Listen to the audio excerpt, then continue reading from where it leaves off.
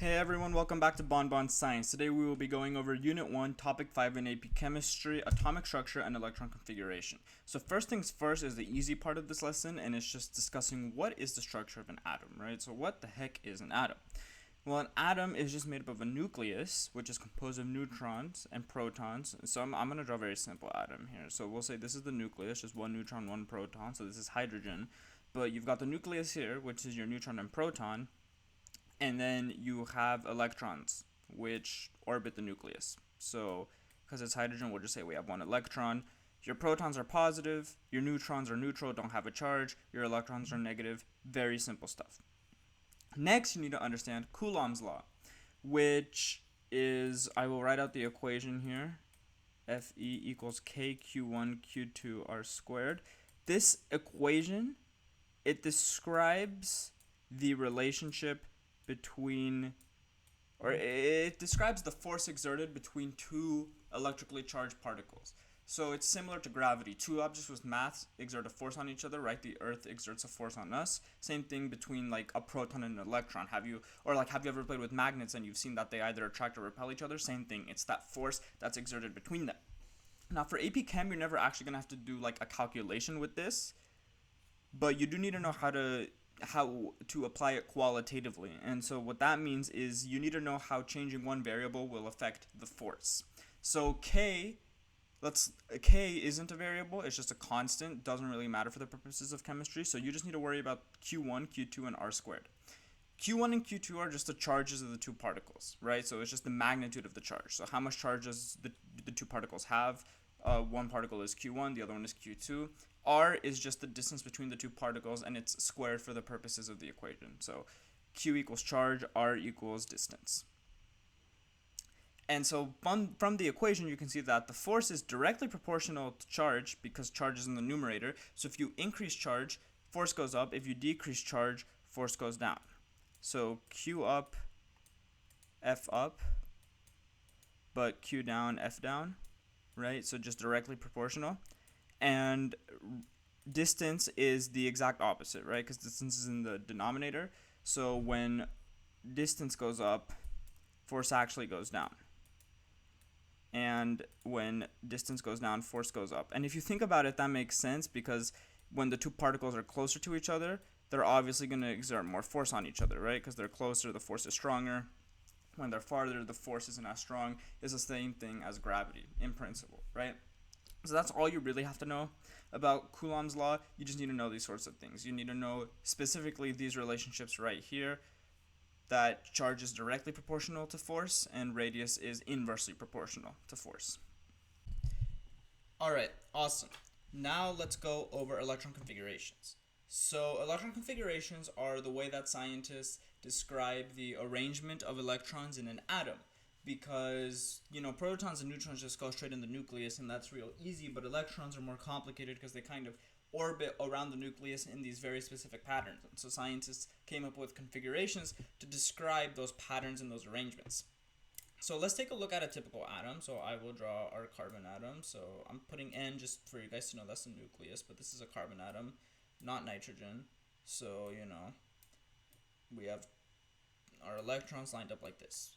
So the first thing you should know is that electrons are arranged into energy levels, which is what these different circles are. These are like energy levels. So these are also called shells. So electrons are grouped into these different shells or energy levels, just depending on where it is on the periodic table. So you've got these energy levels that differentiate the electrons. And within those energy levels, you have these things called subshells or sublevels. And these sublevels, there's four of them. There's the S subshell, there's the P subshell, there's the D subshell, and there's the F subshell. And in each subshell, there are orbitals, which are these places that hold two electrons. So the S subshell has one orbital, P subshell has 3, D subshell has 5, and F subshell has 7. Which means that the S subshell can hold 2 electrons, the P subshell can hold 6, D can hold 10, F can hold 14. So those are the basics. So then if you're wondering how to write an electron configuration, there's one more thing you need to know, which is called Aufbau's principle. I'm going to write that right down here, which basically says that electrons always fill up shells in ascending energy level, which means that they start at the lowest energy level 1, and then they go to the higher energy levels. So you're going to fill up energy level 1, and then energy level 2, and then energy level 3, and then energy level 4, and so on. So you're not going to start at the highest energy level. So with that in mind, let's take a look at this periodic table. So this helps us kind of write electron configuration. So if you're ever writing an electron configuration, look at your periodic table because it will help a lot. So first things first, the periods delineate the energy levels. So period 1 means that the electrons will be on energy level 1. Period 2 means the electrons will be on energy level 2 or lower. Period 3 means that the electrons will be on energy level 3 and lower, and so on and so forth. So hydrogen, for example, period 1, so we know we're in energy level 1, and the first subshell that always fills up is the S subshell. So whenever you're writing an electron configuration, you're going to start with the S subshell. And the way we write electron configurations is we put the energy level, so we will put 1, we put the subshell, which is S, and then as a superscript, we put the number of electrons. So because we only have one electron, it would be 1s1. So that would be the electron configuration for hydrogen. For helium, it would be like 1s2. Because we're still in the first energy level, it's still the S subshell. Everything in red has stuff in the S subshell, but we have 2 electrons, right? And so you should probably memorize these colors too. Yellow is P, blue is D, green is F, red is S. Cool. So if we went down to carbon, we see it's in energy level 2, so we know that energy level 1 is going to fill up, and we're going to start filling up energy level 2. So first things first, the S subshell fills up. So we put 1s, and then we know that it can hold 2, so we put 2 electrons, and then boom, it's full. We can't go there anymore. So we jump down to the second energy level. S subshell fills up again, 2, S, and 2, because carbon has 6 electrons, 6 protons, 6 electrons.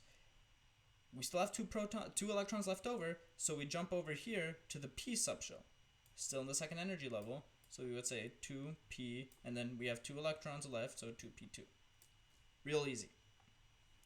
Now, one thing you need to be aware of is, let's say we're doing titanium. So let's say we have to do the electron configuration for titanium.